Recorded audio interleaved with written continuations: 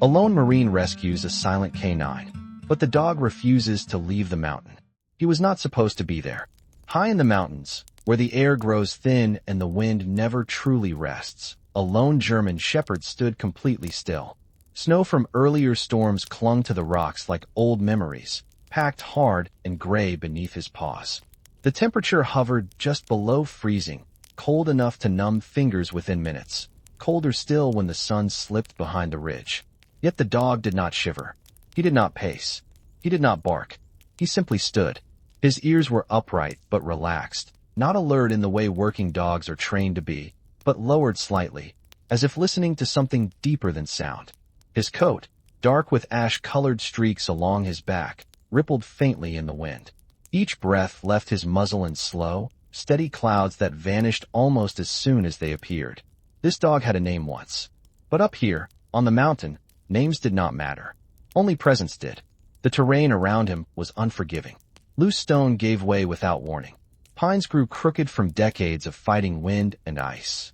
There were no roads nearby, no houses, no lights. Cell service faded miles ago. When storms rolled in, they rolled in fast, swallowing sound and direction alike. People who came here unprepared did not always leave. And yet the dog remained, planted near the edge of a narrow slope, as if guarding an invisible line. Hours earlier, a distress call had come through to a lone Marine living farther down the range. The signal was weak, fragmented, little more than a location ping and a report of an animal seen standing in the same place for far too long. No movement, no aggression, no clear injury, just waiting. The Marine, Ethan, drove as far as the trail allowed, then continued on foot. His boots crunched against old snow as he climbed, breath growing heavier with every step. The higher he went, the quieter the world became. Even the wind seemed to lower its voice. This kind of silence was not peaceful. It was watchful. When Ethan finally saw the dog, he stopped without meaning to. The German shepherd did not turn. He did not react to footsteps or shifting snow. It was as if he already knew. Someone was there, and had decided long ago that it changed nothing. Ethan scanned the dog for signs of trauma. No blood, no limp, no frantic energy. This was not an animal trapped by injury or fear. This was something else entirely. Something harder to name. Slowly, carefully, Ethan spoke, keeping his voice low, calm, respectful. The dog flicked one ear back, just once, acknowledging the sound without turning his head. His gaze remained fixed on the mountain slope ahead, where the land dropped away into shadow. Whatever had happened here had already happened, and whatever this dog was doing, he was not doing it by accident. In that moment, Ethan realized something unsettling. This was not a rescue that needed speed. It was a rescue that demanded patience. The kind that asks a single question before anything else. Are you here to take something away, or are you here to stay? The wind carried no answer. The mountain held its breath, and the dog did not move.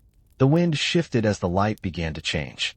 What had been a pale afternoon glow slowly thinned into something colder, something flatter. Clouds slid across the ridge line like heavy lids closing over tired eyes. Up here, the mountain did not announce nightfall with drama. It simply removed warmth, minute by minute, until whatever stood in its path had to decide whether to endure or retreat. Ethan checked the sky, then the slope beneath his boots. Time was narrowing. He had planned for a brief assessment, not a vigil. Not this. The German shepherd remained where he was. Ethan moved closer, careful with every step. Loose gravel rolled under his weight, clicking softly before tumbling into silence. He stopped several feet away and lowered himself to one knee, not as a tactic, not as a command, but as a gesture. At this height, sudden movements carried consequences. The dog shifted his weight slightly, muscles tightening beneath his coat, but he did not turn. His focus stayed locked on the same stretch of mountain, a scar of darker stone where snow no longer held. The place looked ordinary at first glance. No obvious trail, no broken gear, no sign of struggle, yet something about it felt occupied.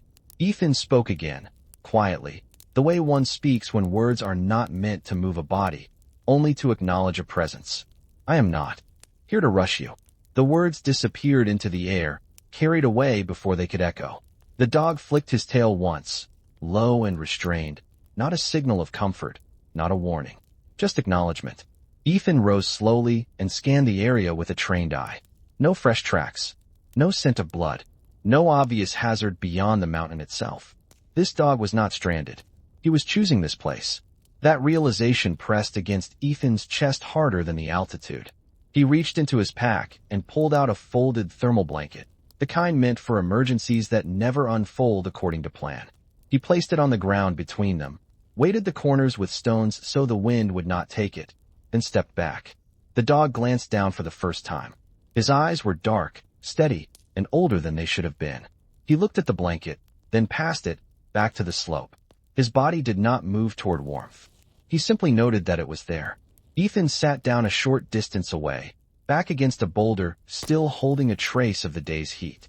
The cold seeped in slowly, through fabric and bone, the kind that did not bite but lingered. He wrapped his arms around himself and waited. Minutes passed, maybe more. Time thinned in the quiet.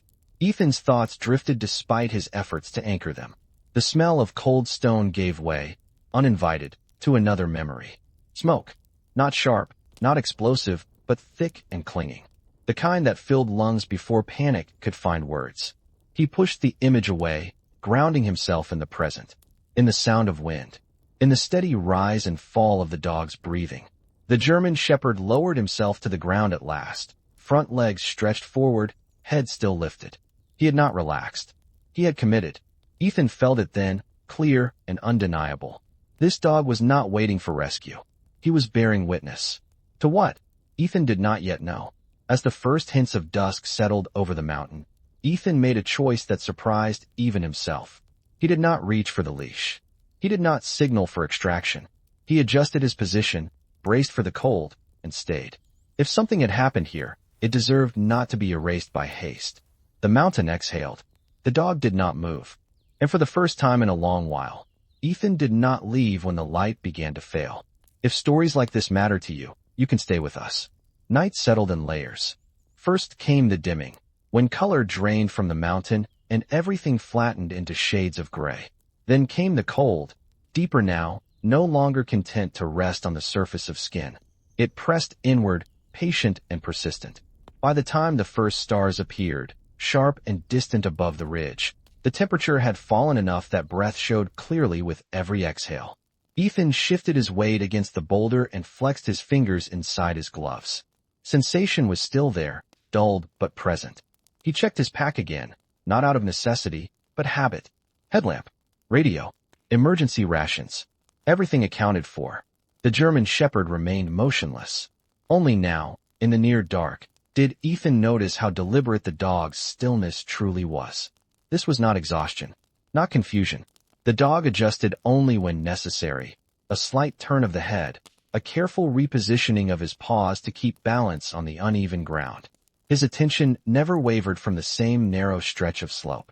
Ethan followed the line of his gaze. The darkness hid details, but shapes still emerged if one looked long enough. A fallen tree lowered down the incline. A scatter of rock that did not belong to any natural slide pattern.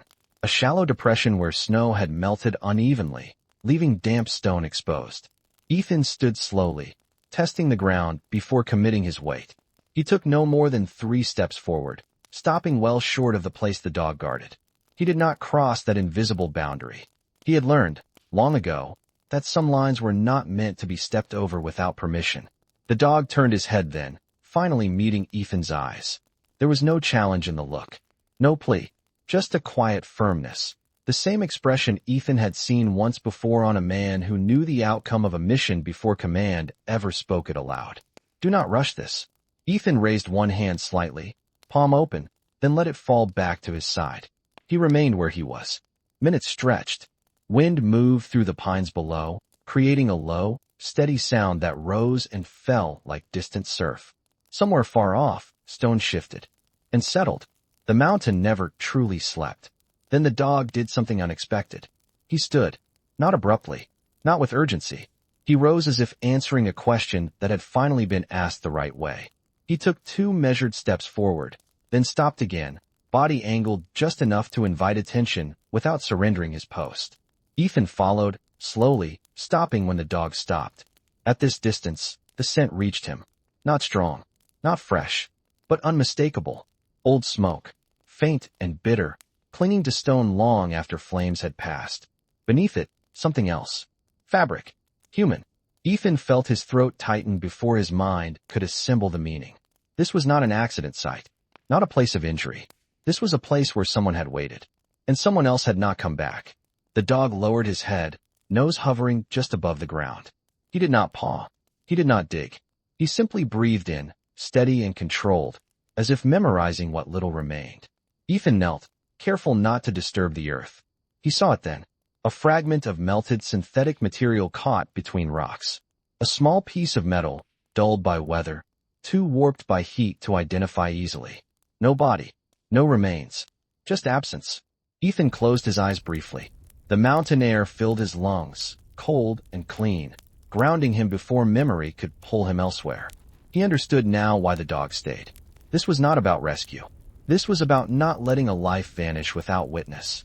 Ethan removed his gloves and placed them beside the thermal blanket, closer now to the guarded ground. He did not touch anything else. He did not claim the space. He sat back on his heels and stayed. The German shepherd returned to his original position, settling beside the slope, satisfied. The vigil continued, shared now. Above them, the stars burned quietly. And in the silence, two survivors kept watch over a place that refused to be forgotten. The cold deepened after midnight. It was the kind of cold that no longer announced itself with discomfort, but with quiet insistence. Ethan could feel it settling into his joints, into the spaces between breaths. The rock at his back had lost its remaining warmth. Even the wind seemed to move more slowly now, heavier, as if weighed down by the dark. The German shepherd did not sleep. Ethan noticed it sometime. After the moon climbed high enough to cast a thin, pale light across the slope. The dog's posture never fully relaxed. His body rested, but his awareness stayed sharp, eyes half open, ears tracking the smallest shifts in sound. He was not guarding against danger. He was holding vigil. Ethan adjusted his position and pulled his jacket tighter around his chest. He considered lighting a small emergency flare, not for rescue, but for warmth. The thought passed and faded. Fire felt wrong here. Too close to memory. Too close to what had already been taken. Instead, he stayed still. Time lost its edges. Minutes blurred into longer stretches of quiet, broken only by the sound of breath and the faint whisper of wind over stone. Ethan found himself counting heartbeats without meaning to, grounding himself in something steady. His mind drifted again, uninvited. A different night. A different cold. Smoke thick enough to sting the eyes, to scrape the throat raw with every breath. He remembered standing just outside a doorway, heat rolling out in violent waves, hearing a sound that might have been a voice or might have been fire tearing through wood. Someone shouting his name. Or maybe not. Memory had softened the details, sharpened the guilt. He opened his eyes and focused on the mountain. The dog shifted then, rising smoothly to his feet. He turned his head toward Ethan, not urgently, but with intention. Then he took a single step toward the guarded ground and stopped. Ethan followed the movement, his attention sharpening. Something had changed. The wind carried a new scent, faint but distinct. Damp fabric. Old ash stirred by a subtle shift in air pressure. The dog lowered his head slightly, nose working the air, then looked back at Ethan again. This time, the look held a question. Ethan rose slowly, every muscle stiff, and moved to stand beside the dog, not ahead of him. Together, they faced the slope. In the moonlight, details emerged that daylight had hidden. A slight depression beneath the rocks, darker than the surrounding stone. A place where heat had once burned long enough to leave a mark, even after weather and time had tried to erase it. Ethan crouched, careful not to touch. He could see it clearly now. The outline of where something had rested. Not fallen. Rested. Someone had come here to stop moving. Ethan swallowed. Hard. The mountain air burned his lungs, sharp and clean, a contrast too cruel to ignore. He thought of the man or woman who had reached this place and chosen to sit down. To wait. To hope, perhaps, that someone would notice before the cold did its work. The German shepherd lowered himself beside the spot, not on it, but close enough to share its silence. His body formed a quiet barrier, a statement without words. This was where it ended, and this was where it would be remembered. Ethan felt something shift inside him, subtle but undeniable. The instinct to fix, to move on, to extract and report, loosened its grip. In its place came something heavier. Responsibility without action. Presence without resolution. He removed his jacket and draped it carefully over the rocks. Not as evidence. Not as a marker, but as a gesture. A human thing. A way of saying you were seen. The dog watched, then settled again, his task unchanged but now shared. Above them, clouds moved in, softening the stars, wrapping the mountain in a deeper quiet. Snow began to fall lightly, small dry flakes that caught the moonlight before disappearing against dark stone. Ethan sat back down, closer now to the dog than before. Their shoulders did not touch. They did not need to. The mountain held them both. And in the long hours before dawn, no one else would come. Dawn arrived without color. At first, it was only a thinning of the dark, a soft loosening around the edges of night. The stars faded one by one, not erased, but gently dismissed. The cold remained, settled deep into the mountain, but the air shifted, carrying the faint promise of movement somewhere beyond the ridge. Ethan had not slept. He had closed his eyes once or twice, long enough for his breath to slow, but never long enough to leave the mountain behind. Each time he stirred, the German shepherd was exactly where he had been, body aligned with the slope, attention fixed, patient as stone. Snow dusted their shoulders now, a thin white layer that spoke of hours passing quietly. Ethan brushed some of it from his sleeves and flexed his hands, restoring feeling inch by inch. His muscles ached, not from exertion, but from stillness, from choosing not to move. The dog rose as the first pale light reached the rocks. This time, his movement was different. There was no tension in it, no warning. He stood, stretched his front legs forward, then took a single step back from the guarded place. Not retreating, yielding. Ethan noticed immediately. He stood as well, careful to keep his movements slow, respectful. He did not speak. Words felt unnecessary now, too sharp for what was unfolding. The dog turned his head and looked at him fully, eyes clear, steady, and searching. Something had changed. The vigil had been kept. The mountain, slowly revealed by dawn, showed its details without resistance. The dark patch of stone was still there. The quiet depression. The jacket Ethan had placed during the night lay lightly frosted, untouched. No new tracks marred the ground. No signs of disturbance. The absence remained, but it no longer felt unfinished. The German shepherd stepped away from the slope and came to stand beside Ethan for the first time. Not pressed close, not seeking contact, simply choosing proximity. His body angled toward the lower trail, ears lifting slightly, as if acknowledging a direction he had refused before. Ethan exhaled, a long breath he had not realized he was holding. He reached slowly for the leash at his side, lifting it just enough for the dog to see. He did not clip it on. He waited. The dog looked at the leash, then back at the mountain, then at Ethan. For a moment that felt heavier than the night before, nothing happened. The wind moved softly through the pines below. A bird called once, tentative, testing the morning. Then the dog stepped forward. It was not obedience. It was consent. Ethan knelt and attached the leash with care, hands steady despite the cold. The dog stood calmly, accepting the contact without resistance, without urgency. His work here was done. Before turning away, Ethan faced the slope one last time. He took in the quiet place, the marks left by heat and time, the jacket that now belonged to the mountain. He did not retrieve it. Some things were not meant to be carried back. He spoke softly, not into the wind, but into the space itself. You were not forgotten. The words settled without echo. Together, man and dog began the descent. Their steps were slow, measured, aligned. The trail that had seemed unwelcoming the day before now opened without protest. The mountain did not cling. It did not demand more. As they moved lower, warmth returned gradually, first to Ethan's fingers, then to his chest. The German shepherd walked with a steady rhythm, head level, tail relaxed. He did not look back. Whatever had bound him to that place had loosened, not by force, but by time and presence. Behind them, snow continued to fall lightly, softening edges, preserving silence. Some rescues did not end with sirens or celebration. Some ended with a shared understanding at first light and the quiet permission to leave. The descent took longer than Ethan expected, not because the trail was difficult, but because everything in his body resisted the idea of moving too quickly. Each step downward felt deliberate, weighted, as if the mountain itself were asking him to remember what had just been honored. The German shepherd matched his pace without effort, finding stable ground even where loose stones shifted beneath Ethan's boots. The air grew marginally warmer as they lost elevation. Not enough to be comfortable, but enough to remind Ethan that the world below still moved forward, still expected things from him. He felt the weight of that expectation settle in his chest. They reached a narrow clearing where the trail widened just enough to stop without blocking the path.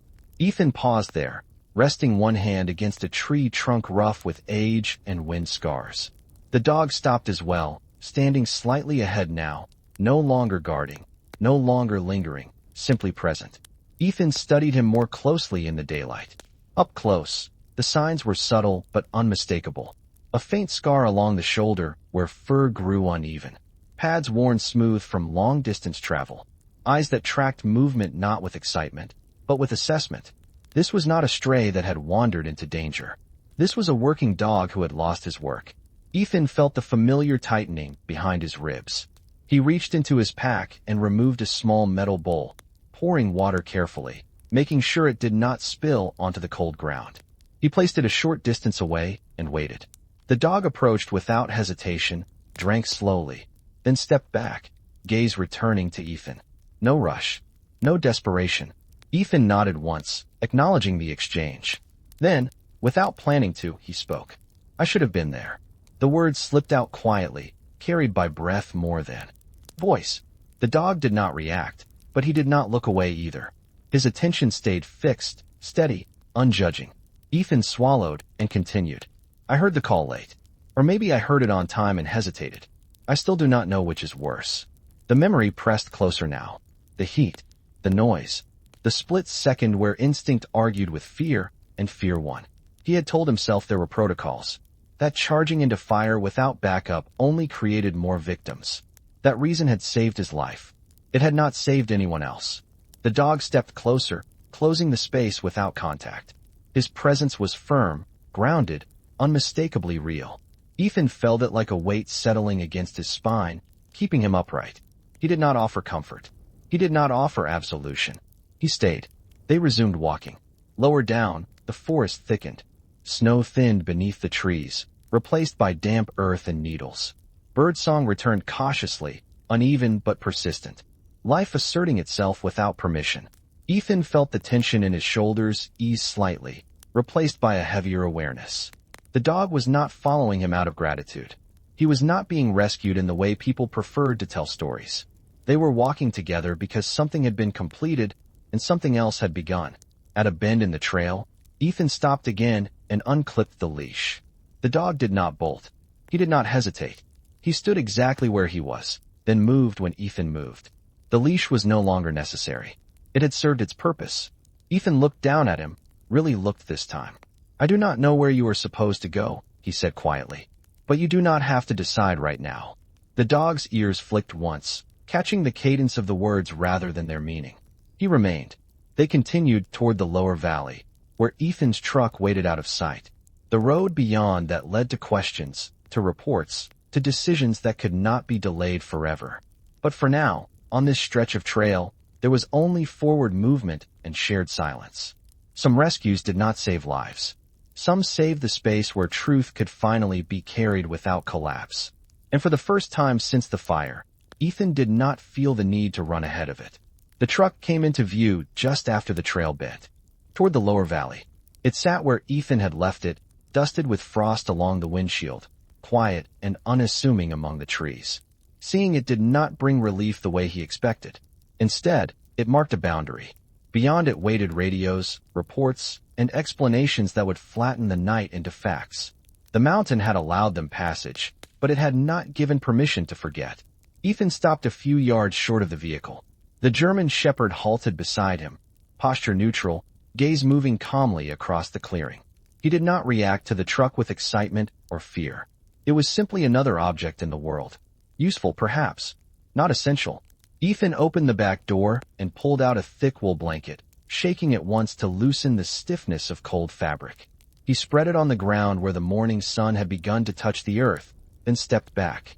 The dog approached on his own, circled once, and lowered himself carefully. Not collapsing, not surrendering, choosing rest. Ethan sat on the edge of the tailgate, elbows resting on his knees, watching the slow rise and fall of the dog's chest. The silence here was different from the mountain silence.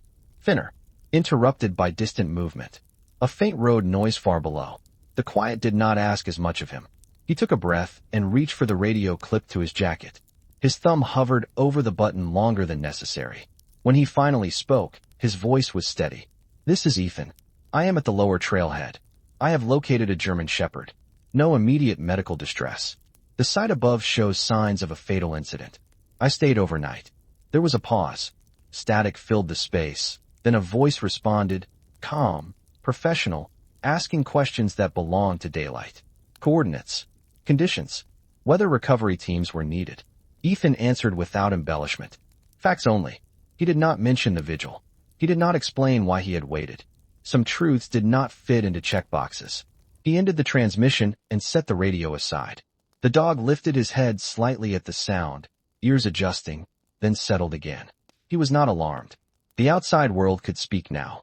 His work was done. Ethan reached into the cab and retrieved a container of food, setting it near the blanket.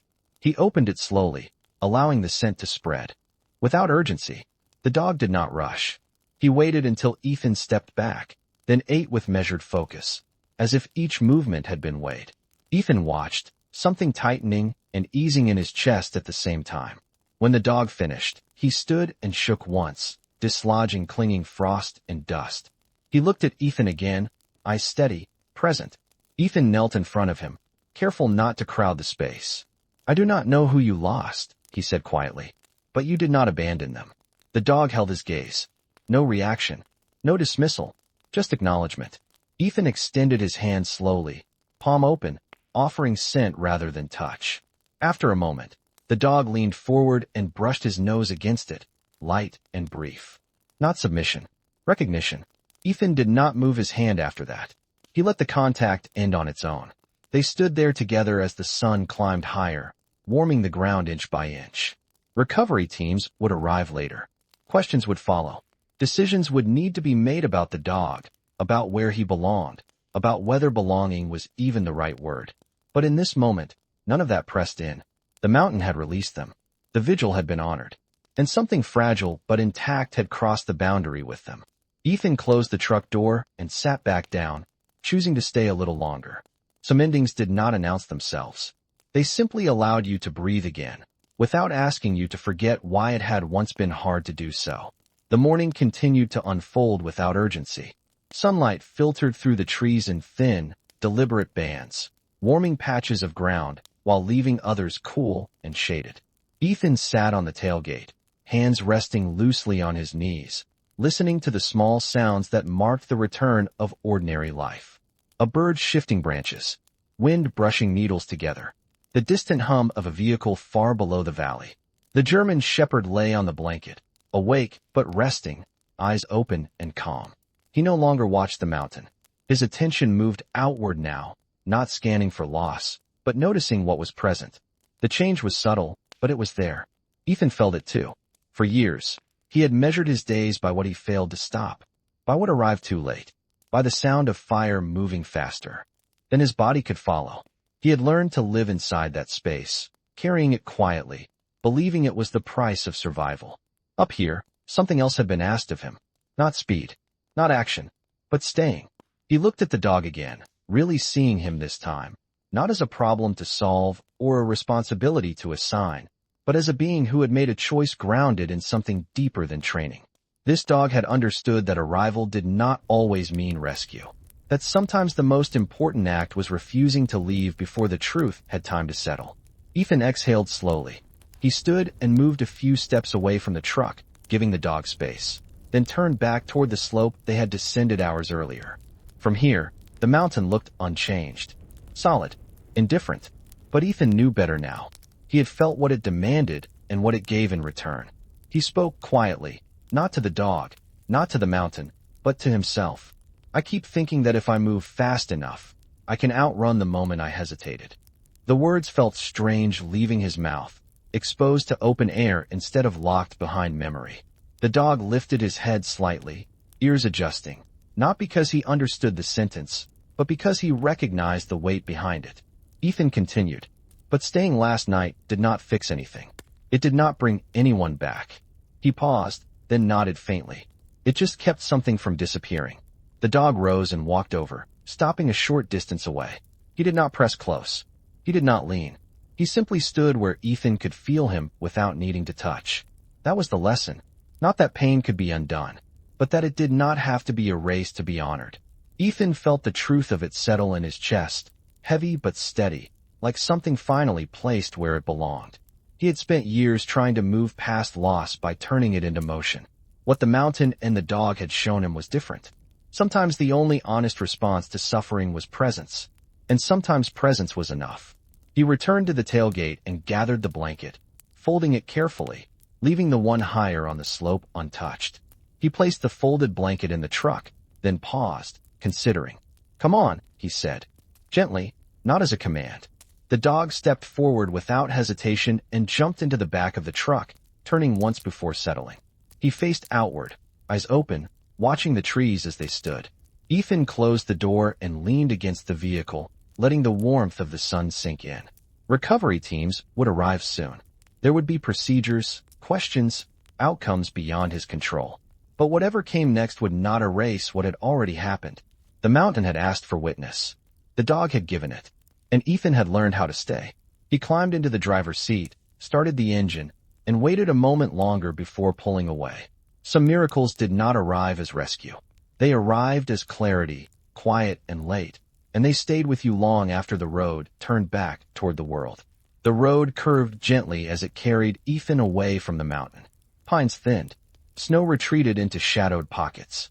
The world widened again, offering space, sound, and movement. The German shepherd stood briefly in the back of the truck as the tires rolled forward, then lowered himself, steady and composed, eyes still tracking the passing landscape as if memorizing it. Neither of them looked back. The mountain did not need that. Ethan drove in silence for several miles before pulling over at a quiet turnout overlooking the valley. The sun had risen fully now, casting long, calm light across the land. He turned off the engine and rested his hands on the steering wheel, letting the hum of motion fade. In the stillness that followed, he felt something unfamiliar. Not relief, not joy, but permission. Permission to stop measuring himself only by what he failed to save. He stepped out of the truck and leaned against the door, breathing in the morning air. The German shepherd jumped down and stood beside him, posture relaxed, tail low, ears attentive. No commands were given. None were needed. Down below, the valley moved on. Cars passed. A distant town woke fully. Life continued without knowledge of the quiet vigil that had taken place above it. Ethan knew that recovery teams would reach the slope later that day. Reports would be filed. A name might be found. Or maybe not. Sometimes answers arrived late, or not at all. But something important had already been preserved. No one had been left alone. Ethan crouched and rested, his forearms on his knees, meeting the dog at eye level. "I do not know what comes next," he said softly. "For either of us." The dog watched him, unblinking, present. "I only know that you stayed when it mattered," Ethan continued. "And you let me stay too."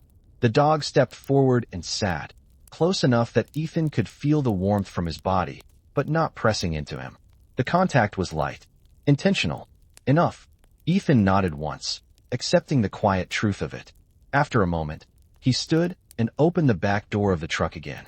The dog climbed in without hesitation, settling into place as if this, for now, was where he belonged. Ethan returned to the driver's seat and started the engine. Before pulling away, he glanced once more at the line of mountains rising behind them, now softened by distance and light. Some stories ended with rescue. Some ended with answers. This one ended with something quieter. A Marine who had learned that staying was not the same as failing to act. A German shepherd who had shown that loyalty did not always look like pursuit. And a mountain that had released them both once its silence had been honored. As the truck merged back onto the road, Ethan felt the weight he had carried for years shift, not gone, but placed where it could finally be held without crushing him. He did not call it healing. He called it grace. Because sometimes, miracles did not arrive in time to save a life. Sometimes they arrived late, asking only this, that someone would remain, that someone would witness. that no soul would disappear without being seen. And for the first time since the fire, Ethan believed that staying had been enough. Some stories don't end with rescue. They end with someone choosing to stay. If this story made you pause for a moment, please stay. Subscribe, so stories of loyalty and presence aren't forgotten.